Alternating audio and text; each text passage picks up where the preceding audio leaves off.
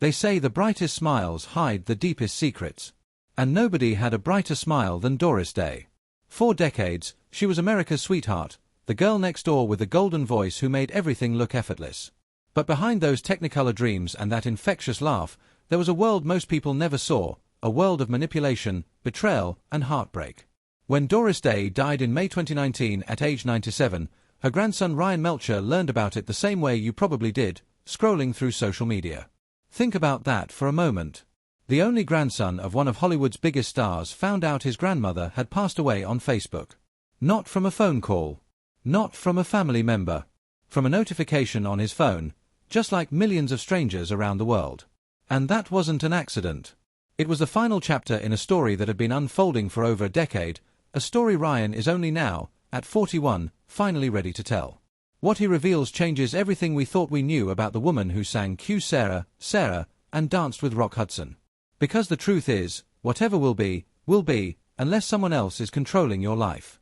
Ryan Melcher wasn't supposed to be estranged from his grandmother. As a child, he had a warm relationship with Doris. She was the doting grandmother every kid dreams of having. But something changed when Ryan was still young, something that would ripple through the rest of their lives. It started with a divorce, his parents' divorce, to be specific. Ryan's father was Terry Melcher, Doris Day's only child, a successful music producer who worked with legends like the Byrds and the Beach Boys. When Terry's marriage to his mother fell apart, young Ryan found himself caught in the middle of a custody battle that would have consequences nobody could have predicted. What should have been a difficult but manageable family situation turned into something far darker. Because around that same time, a man named Bob Bashara entered Doris Day's life. And nothing would ever be the same again. Bob Bashara wasn't some Hollywood insider or entertainment mogul. He was a veterinarian, a man who presented himself as a passionate advocate for animal welfare. And that's exactly what drew Doris to him. By the time Bashara came into her orbit, Doris had largely retreated from the spotlight. She'd stopped making movies in the 1970s and had spent decades focusing on what truly mattered to her, animal rights. She founded the Doris Day Animal Foundation in 1978, pouring her energy and resources into saving animals and fighting for their protection. It was a noble cause, one that defined her later years even more than her legendary film career. Bashara shared that passion, or at least he claimed to. Over time, he went from being a supporter of her foundation to becoming a close friend. Then he became her business manager. And finally, he became the gatekeeper between Doris Day and the rest of the world. Here's where the story gets disturbing. According to Ryan Melcher's account, posted publicly after his grandmother's death, Bashara systematically isolated Doris from her family. Ryan claims that when he tried to reconnect with his grandmother as a young adult, his efforts were blocked. He would reach out, trying to rebuild the relationship that had been fractured during his parents' divorce, only to be told that Doris didn't want to see him. But Ryan began to suspect something wasn't right. His grandmother had always been loving and kind. Why would she suddenly want nothing to do with her only grandson? The answer, Ryan believes, is that she didn't. He alleges that Bashara manipulated the situation, telling Ryan that Doris didn't want contact while possibly telling Doris that Ryan wasn't interested in seeing her. It was a classic isolation tactic, the kind you see in cases of elder abuse, keeping the victim cut off from family members who might question what's happening. And Bashara had reason to want the family at a distance. By the time he took control of Doris's affairs, he was managing everything, her finances, her foundation, her daily life. He replaced her longtime staff with people loyal to him.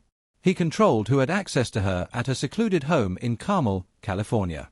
For 14 years, Ryan Melcher was kept away from his grandmother. 14 years of birthdays, holidays, and ordinary moments that could have been spent together, all lost. And when Doris Day died of pneumonia on May 13, 2019, Ryan wasn't called. He wasn't notified. He woke up that Monday morning, checked his phone, and saw the news reports. His grandmother was gone, and he'd been robbed of the chance to say goodbye. But the isolation from her grandson was just one piece of a much larger puzzle. To understand why Doris Day's final years unfolded the way they did, you have to look back at the pattern of betrayal that defined so much of her life. Because this wasn't the first time someone she trusted had taken advantage of her. The truth is, Doris Day spent a lifetime being manipulated by the people closest to her, and that reality shaped everything that came after. Let's go back to where it all really began, with Martin Melcher. Doris married Martin in 1951, making him her third husband.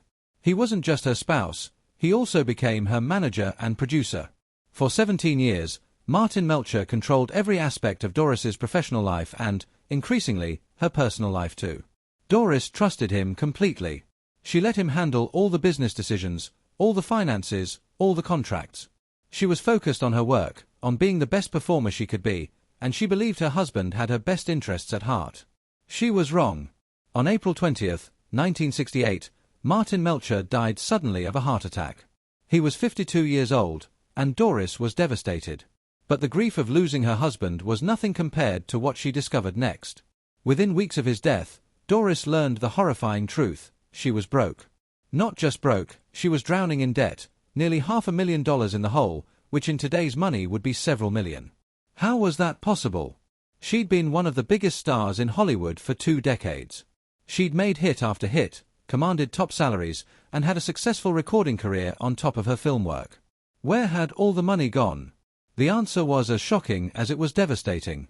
Martin Melcher and his business partner, an attorney named Jerome Rosenthal, had systematically looted her earnings. They'd made catastrophically bad investments, pumping her money into failed oil ventures, collapsing hotels, and worthless real estate deals. They'd committed her to business projects without her knowledge, including a television series she'd never agreed to do. And they'd done it all while she was working herself to exhaustion, believing her financial future was secure. Doris was shattered.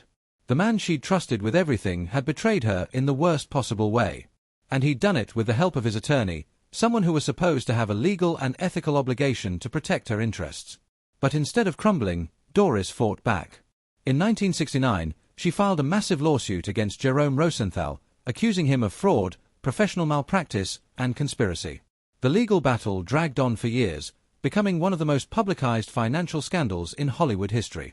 Finally, in September 1974, Doris Day won. A jury awarded her $22.8 million in damages. It was a staggering sum, one of the largest malpractice awards in California history at that time. But winning the judgment and actually collecting the money were 2 different things. Rosenthal didn't have anywhere near that amount in liquid assets, and the legal wrangling over payment continued for years. Still, Doris had gotten some measure of justice. More importantly, she'd proven that she wouldn't be a victim. She'd stood up for herself when it would have been easier to just accept the loss and move on. To dig herself out of the financial hole Martin Melcher had left her in, Doris had to do something she'd never wanted to do: television. The contract Melcher had signed without her consent became The Doris Day Show, which ran from 1968 to 1973. It was a hit, and it helped stabilize her finances, but Doris never forgave the circumstances that forced her into it.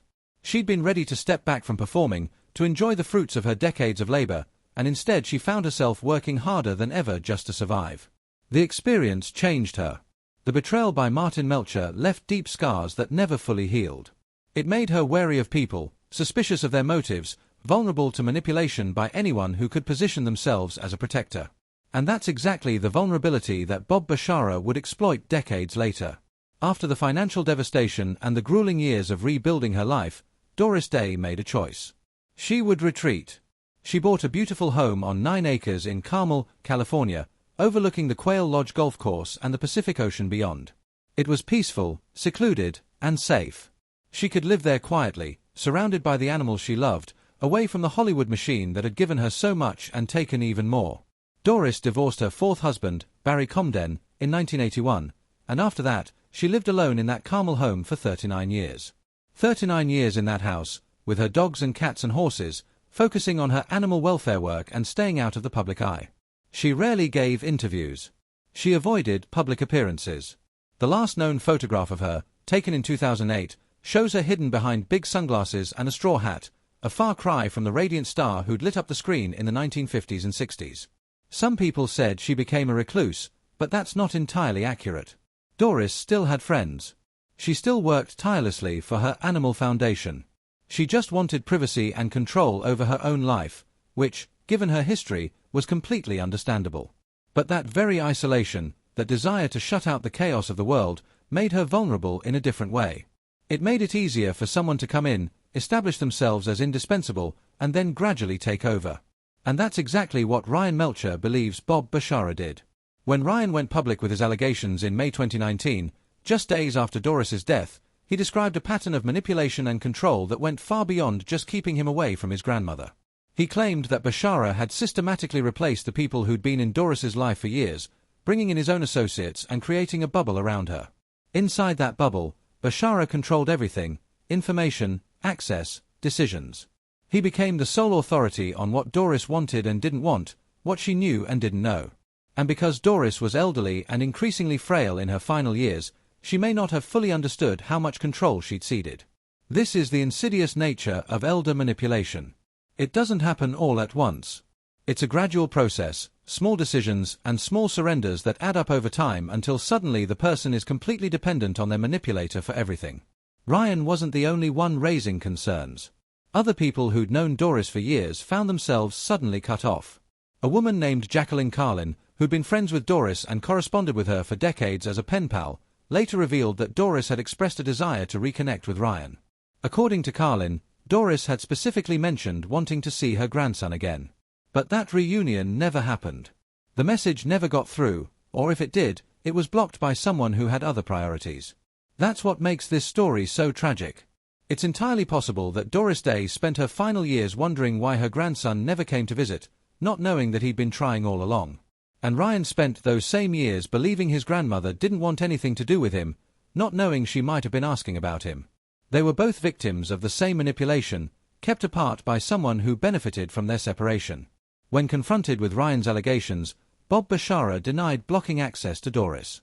He claimed through Doris's publicist that he'd actually encouraged Ryan to stay in touch and that the estrangement was more complicated than Ryan was making it sound. But Bashara never provided evidence to support his version of events, and his denials rang hollow to people who knew Doris and had watched the situation unfold over the years. What's particularly telling is Bashara's position when Doris died. He announced that there would be no funeral, no memorial service, no grave marker. Nothing. According to Bashara, that's what Doris wanted. She supposedly didn't want any ceremony, didn't want fans to have a place to pay respects, didn't want any public acknowledgement of her passing beyond the news reports. Maybe that's true. Maybe after decades in the spotlight, Doris really did want to slip away quietly. But it's also convenient, isn't it? No funeral means no gathering of family members who might ask uncomfortable questions. No memorial means no opportunity for people who'd been cut out of Doris's life to show up and potentially challenge the narrative. And no grave means no permanent marker where fans might gather and keep her memory alive in a way that couldn't be controlled. The question of Doris Day's estate also raises eyebrows. When her will was revealed, Ryan Melcher wasn't mentioned. Doris left her entire estate, valued at millions of dollars, to the Doris Day Animal Foundation. On the surface, that seems entirely consistent with her values.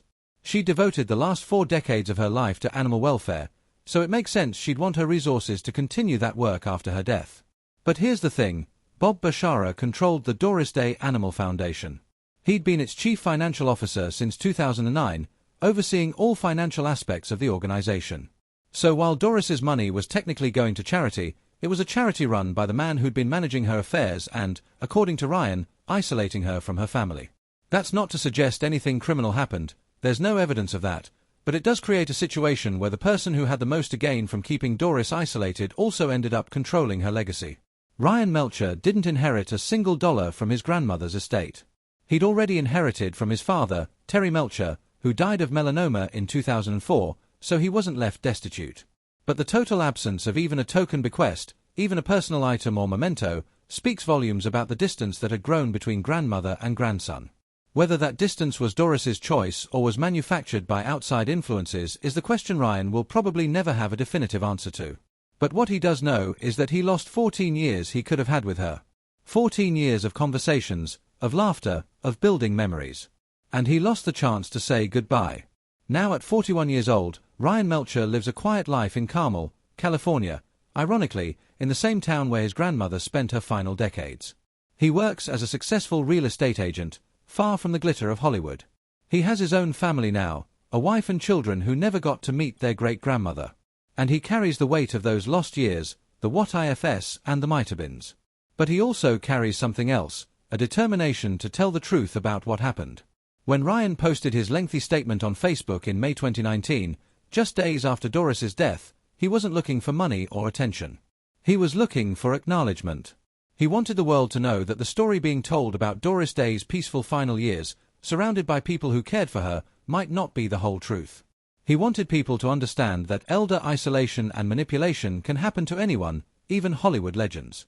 And he wanted other families who might be going through similar situations to know they're not alone. The story Ryan tells is one that plays out in families across the world every day. An elderly person, vulnerable and perhaps lonely, allows someone into their life who seems helpful and caring. That person gradually takes on more responsibility, more control. Before long, they're making decisions, managing finances, determining who gets access. Family members who raise concerns are painted as troublemakers or gold diggers. The elderly person, isolated from outside perspectives, comes to depend entirely on their caretaker and may not even realize how much autonomy they've lost. It's a pattern social workers and elder care advocates see constantly, and it's incredibly difficult to combat because it often happens behind closed doors in the name of protection and care. Doris Day's life was defined by betrayal, but also by resilience. She survived an abusive first marriage to Ol Jordan, who was violent and controlling, forcing her to escape when she was barely out of her teens. She rebuilt her career and her life after that trauma, only to face financial ruin at the hands of her third husband, Ryan Melcher. She fought back from that betrayal, won her lawsuit, and built a new life focused on the causes she cared about. She faced personal tragedy, including the death of her only child, Terry Melcher, in 2004. Through it all, she kept going. She kept fighting for animals who had no voice. She kept trying to make the world a little bit better. But in the end, she may have been betrayed one more time by someone who was supposed to be protecting her. The secrets Doris Day kept weren't scandalous in the Hollywood sense. She wasn't hiding affairs or addictions or criminal behavior. The secrets were quieter, sadder. The secret of how much pain she carried from the betrayals she'd endured. The secret of how isolated she'd become in her final years. The secret that she may have wanted to reconcile with her grandson but was never given the chance. These are the secrets Ryan Melcher has revealed, and they paint a picture far more complex than the sunny image Doris Day projected to the world. She was America's sweetheart, yes, but she was also a woman who'd been hurt over and over by the people she trusted most. And that hurt shaped her life in ways the public never saw. Today, the Doris Day Animal Foundation continues its work, funding spay and neuter programs, supporting animal rescues, and fighting for animal welfare legislation. Doris's legacy in that arena is secure. She made a real difference for countless animals, and that work continues in her name. But her human legacy is more complicated. The rift between Doris and her grandson was never healed. The questions about who was really acting in her best interests in those final years may never be fully answered. And a family that should have been together in grief found itself fractured and fighting even after she was gone.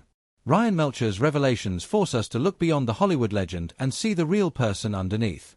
Doris Day wasn't just a movie star or a singer or an animal rights activist. She was a woman who experienced profound betrayal, who built walls to protect herself, and who may have paid a price for those walls in the form of isolation from the people who genuinely loved her. Her story is a reminder that fame and fortune don't protect you from being taken advantage of. Sometimes they make you an even bigger target. It's also a reminder to all of us to pay attention to the elderly people in our lives, to make sure they're truly surrounded by people who have their best interests at heart, and to be willing to ask difficult questions when something doesn't seem right. At 41, Ryan Melcher has finally spoken his truth. He's shared what his grandmother kept hidden, not through any fault of her own, but because of the circumstances and the people around her. Whether Doris Day knew in her final days that her grandson was still trying to reach her, we'll never know. Whether she understood how much control she'd given to others, we can't say for certain. But what we do know is that a woman who brought joy to millions through her performances spent her last years behind walls, literal walls of her Carmel estate and figurative walls built by isolation and manipulation. And we know that her only grandson, the last living link to her only child, was kept from saying goodbye. That's the truth Ryan Melcher has revealed. Not a Hollywood scandal, but something far more human and far more heartbreaking. A family torn apart, opportunities for connection lost, and a beloved grandmother who may have wanted nothing more than to see her grandson one more time but never got the chance. The woman who sang Secret Love had her own secrets, but they weren't the secrets of stardom. They were the secrets of loss, of betrayal, of manipulation, and of isolation. They were the secrets that Ryan Melcher, at 41 years old, finally felt compelled to share with the world. Because sometimes the truth matters more than the legend. And sometimes the real story is the one that nobody wanted you to hear.